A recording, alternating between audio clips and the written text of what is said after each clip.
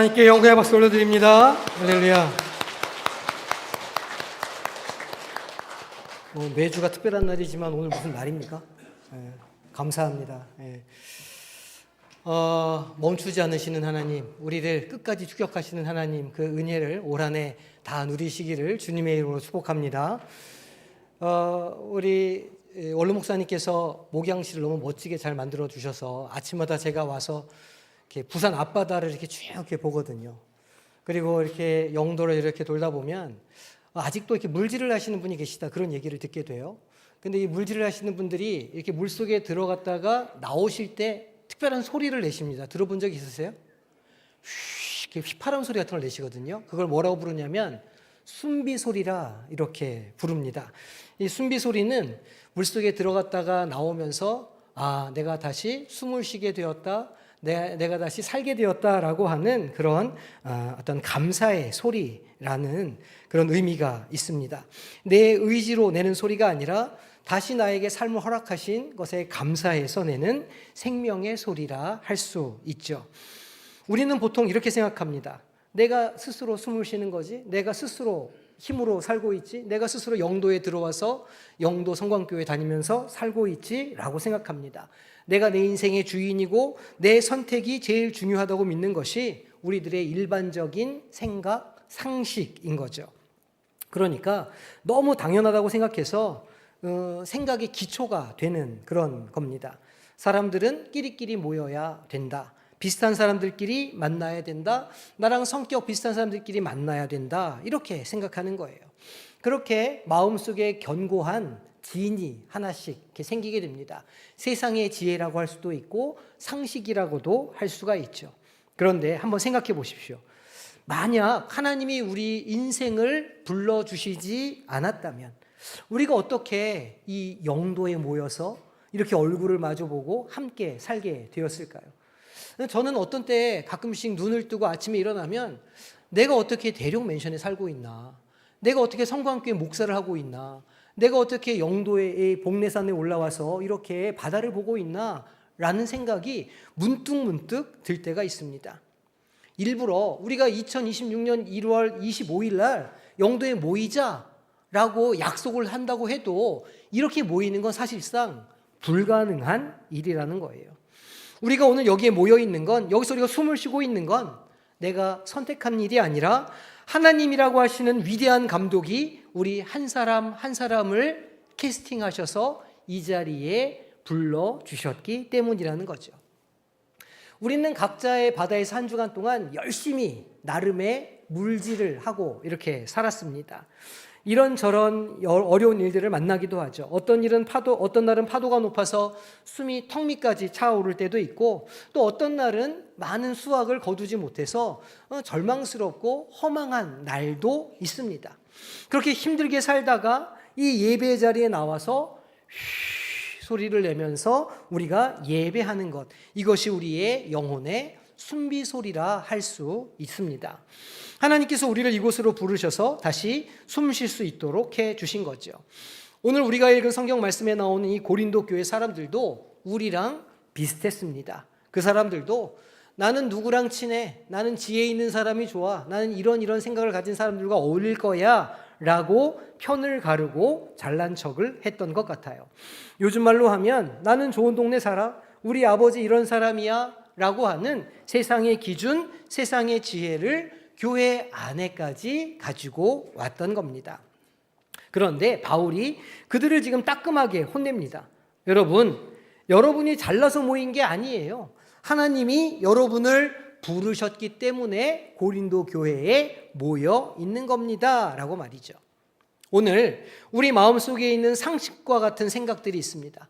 내가 주인이다, 내가 잘해야 된다, 내 힘으로 한 거다라고 하는 이 태도와 생각을 오늘 우리 영도 바다에 좀 던지는 시간이 되었으면 좋겠습니다. 대신에 하나님이 나를 여기로 부르셨구나, 하나님이 나를 오늘 이곳에 있게 하셨구나 라고 하는 이 놀라운 믿음을 갖게 되기를 소망합니다. 우리가 이 믿음을 갖게 되면요, 옆에 앉아있는 사람이 조금 다르게 보일 수 있습니다. 아, 저희도 열심히 물질하다가 오늘 순비 소리를 내러 여기에 왔구나. 저희도 열심히 살다가 오늘 하나님이 부르셔서 이 자리에 오게 된 조금은 별나 보이는 조각이구나. 이렇게 생각할 수가 있는 거죠. 그러면 하나님은 왜 굳이 우리를 불러서 이곳에 모이게 하셨을까요? 그리고 우리가 이 세상의 기준을 버리고 붙잡아야 할 진짜 삶의 기준은 무엇일까요? 오늘 말씀을 통해서 이것을 한번 살펴보기를 원합니다. 제가 고린도 교회 사람들도 우리랑 비슷하게 살았다 이렇게 말씀을 드렸죠. 이 고린도라는 동네는요, 영도랑 환경이 비슷했습니다. 이 바닷가에 있어서 사람들이 참 활기차고 열정이 넘쳤죠. 많은 배들이 오가고 문물이 교류하고 경제 활동이 활발하던 곳이었습니다. 그런데 문제가 하나 있었어요. 그들의 그 열정, 뜨거움, 아주 그 부산 사람다운 그 어떤 그 급한 성격이 엉뚱한 대로 떠지게 된 겁니다. 교회 안에서 네 편 내 편을 가르기 시작한 거예요. 오늘 말씀 12절을 보니까 나는 바울이 좋아? 아니 내가 생각하기는 아볼로가 최고야? 아니지, 게바가 진짜야. 무슨 소리야? 예수님이 진짜지 라고 말하는 서로의 생각들이 다양하게 안에서 있었다는 거예요. 요즘 우리식으로 표현하면 내가 이 교회 개척 멤버야? 내가 그래도 여기에서 제일 좀 괜찮은 사람이야? 내가 제일 공부를 많이 했어? 라고 그렇게 편을 가르는 것과 비슷한 거죠. 그런데 우리가 이 본문에서 볼 수 있는 이들이 놓쳤던 사실이 하나가 있습니다. 누가 좋고 어떤 모양이고 어떤 지혜를 가졌던 그들을 그곳으로 불러주신 분들은 그 각자가 아니라 바로 하나님이시라는 사실입니다. 진짜 주체는 그 사람들이 아니었어요. 그들을 부르고 오늘 우리를 영도로 부르신 하나님이 우리 인생의 주체이자 주인공이 되신다는 거예요. 바울이 아무리 훌륭한 사람이었어도, 아볼로가 너무너무 착한 사람이었어도, 게바가 하나님의 말씀을 받은 사람이었다고 할지라도 하나님께서 그들을 불러주지 않으셨다면 그저 촌동네 구석에 평범한 아저씨로 그렇게 살아갈 사람들이었다는 겁니다. 우리가 인생이라는 바다에서 이렇게 물질을 할 때 우리를 가로막는 장애물이 무엇일까요? 그건 나쁜 사람 혹은 어떤 환경이 아닙니다. 외부에 있는 게 아니에요.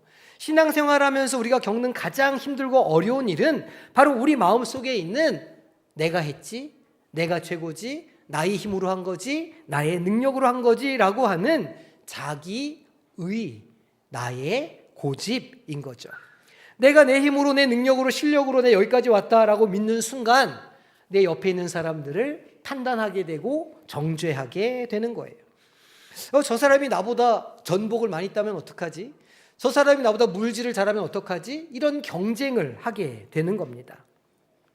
해녀들이 물속에서 나올 때 내뱉는 그 순비 소리를 한번 다시 떠올려 보세요. 그 소리가 왜 아름답냐면 나 이렇게 전복을 많이 땄어요 라고 하는 자랑의 소리가 아니기 때문이에요. 나에게 또다시 숨을 쉴 수 있는 삶을 연장해 주시니 감사합니다 라고 하는 고백의 소리이기 때문에 그 소리가 아름다운 거죠. 하나님, 저에게 또 한 번의 숨을 허락하셔서 감사합니다. 제가 이 숨을 하나님을 위해 쉬겠습니다 라는 것, 우리 인생의 진짜 주인공이 하나님이라는 사실을 인정한다면 내 실력이 아니라 나를 불러준 분의 사랑이 내 진짜 인생의 실력이요 능력이라는 것을 우리가 깨닫게 되는 거죠. 그런데 하나님이 우리를 부르셨다 이렇게 이야기하고 있잖아요. 하나님이 우리를 부르실 때 우리의 조건을 보셨을까요? 우리의 능력을 보셨을까요? 우리의 외모를 보셨을까요? 아니죠. 하나님은 이미 우리의 미련함과 어리석음을 잘 알고 계시는 분이에요. 하나님은 우리가 얼마나 깨지기 쉬운 그릇인지를 이미 알고 계신다는 거죠.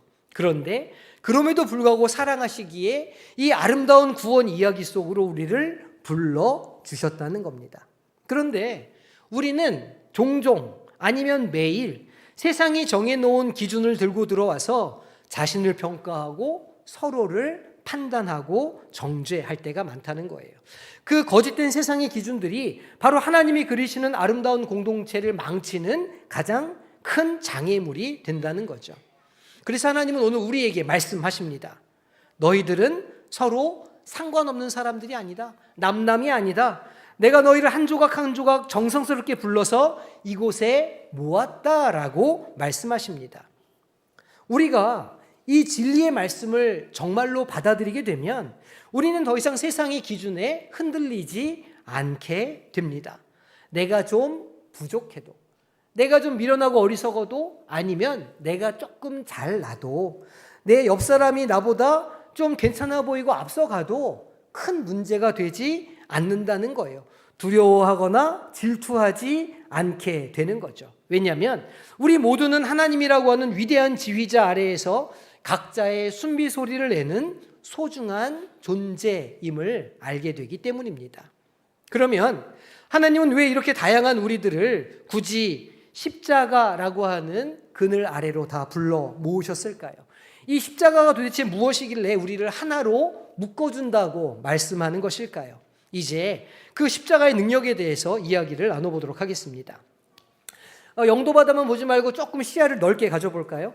이 온 우주를 창조하시고 영광 받으시기에 합당하신 하나님께서 도대체 어떤 그림을 그리기를 원하시는가, 어떤 계획을 갖고 계시는가, 그 거대한 이야기 속으로 한번 들어가 보기를 원합니다.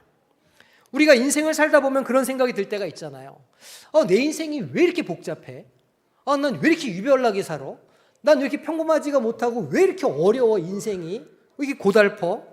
그런데 성경을 좀 길게 창세기에서부터 요한계시록까지 쭉 우리가 통독을 해보면 놀라운 사실을 하나 발견하게 됩니다.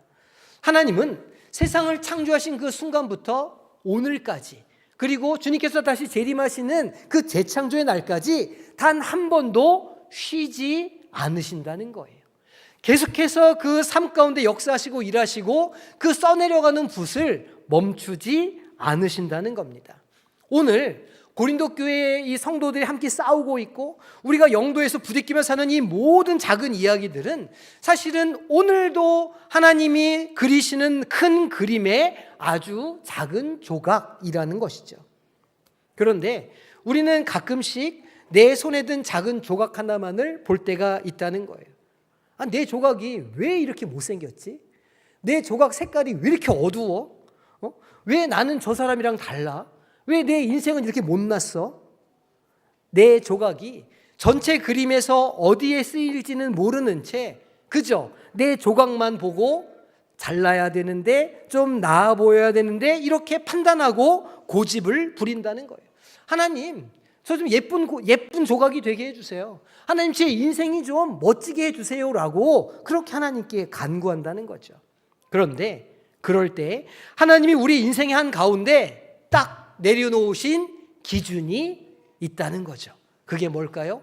바로 십자가인 거예요.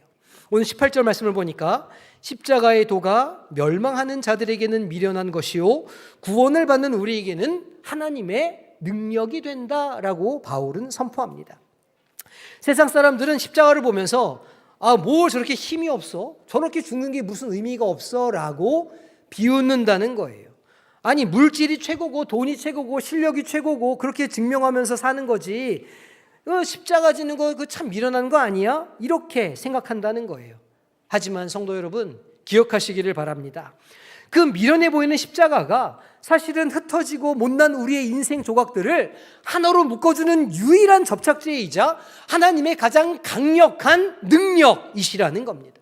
우리가 아무리 실력이 좋아도, 아무리 재물이 많아도 우리 힘으로는 뒤틀린 우리 인생을 바로 잡을 수가 없다는 거예요. 깨진 우리 가정을 온전케 할 수 없다는 거예요. 소망이 없는 우리 인생에 소망을 품을 수 있게 할 수 없다는 겁니다. 오직 예수 그리스도의 십자가 사랑만이 그 존재의 한계를 깨고 이길 수 있다는 말이죠. 우리 마음속에 있는 이기심과 미움이라는 장애물을 뚫고 들어가서 우리를 진짜 하나로 만들어 주신다는 겁니다. 하나님은 이 미련한 십자가를 통해서 너희들은 잘나서 모인 게 아니야, 내가 내 아들을 너희에게 주면서까지 사랑하는 소중한 존재이기 때문에 여기에 모인 거라고 하는 말씀을 우리에게 주시는 겁니다. 우리가 이곳에 모인 것은요 결코 우연이 아닙니다. 우리가 이렇게 예배드리는 것은요, 참으로 놀라운 일입니다. 하나님의 창조 때부터 계획하신 그 거대한 구원의 드라마 속에서 우리를 한 팀으로 불러주셔서 십자가의 사랑을 보여주라고 우리를 이 자리에 불러주신 거예요. 우리의 삶의 목표는 분명합니다. 우리 교회가 가야 할 길도 분명하죠. 주님의 사랑을 살아내고 그 사랑을 보여주는 것. 우리가 십자가라고 하는 기준을 딱 붙잡을 때 비로소 우리 각자의 인생은 아무 의미 없는 조각이 아니라 하나님 나라를 완성하는 없어서는 안 되는 소중한 보석이 된다는 겁니다. 그러니 세상의 기준과 판단과 지혜는 오늘 영도 앞바다에 다 폐기해 버리십시다. 대신 우리를 위해 목숨을 내어주신 그 십자가의 능력 아래에 우리가 나아가기를 소망합니다. 그 십자가가 인생의 중심에 놓일 때에 우리의 각자의 삶은 하나님의 큰 그림 안에서 가장 빛나는 역할을 감당할 수 있게 될 것이기 때문입니다. 제가 질문 하나를 드려보겠습니다. 오늘 이 시간 예배가 끝나고 다시 집으로 가시면 어떤 사람으로 살아가시겠습니까? 지금까지 살아온 바 상식적으로 습관대로 매일매일 살아왔던 그 관성대로 내가 내 인생의 주인처럼 내 실력과 세상의 시간표를 들고 치열하게 그런 물질을 하면서 살아가시겠습니까? 하지만 오늘 우리는 성경 말씀을 통해서 아주 중요한 비밀 하나를 우리가 보게 되었습니다. 인생이라는 무대의 진짜 주체가 우리 인생을 주장하고 우리의 인생을 바꿔주시는 그 능력이 바로 하나님께 있다는 진리 말이죠. 우리가 이 진리를 붙잡으면 우리는 이전과 전혀 다른 생각을 갖게 됩니다. 실은 우리가 우리 스스로를 보는 것보다 훨씬 더 가치 있고 중요한 존재가 된다는 것을 우리는 알게 됩니다. 우리를 부르시고 우리 매주 그리스도의 삶을 배우고 닮아가게 하시는 하나님이 우리를 통해 일하시기를 원하신다는 것이죠. 우리는 지금 하나님께서 쓰고 계시는 인류 구원이라고 하는 큰 드라마의 마지막 장면을 살아가는 주연 배우들이라 할 수 있습니다. 이미 대본은 십자가로 완성이 되었습니다. 이제 우리는 그 사랑을 우리의 삶 속에서 멋지게 펼쳐 보이면 되는 거죠. 그러면 이번 한 주간 우리가 보여주어야 할 삶의 결단과 모습은 무엇일까요? 그것은 세상이 말하는 기준, 세상이 말하는 시간표, 성공의 유혹을 거부하는 일입니다. 그리고 십자가 그 미련해 보이는 사랑의 말씀으로 살아가는 것이죠. 돈이면 다 된다고 말하는 세상 속에서 아닙니다. 하나님이 주신 은혜로 살아가는 것입니다. 라는 그 은혜의 자리에 선택하고 서는 삶입니다.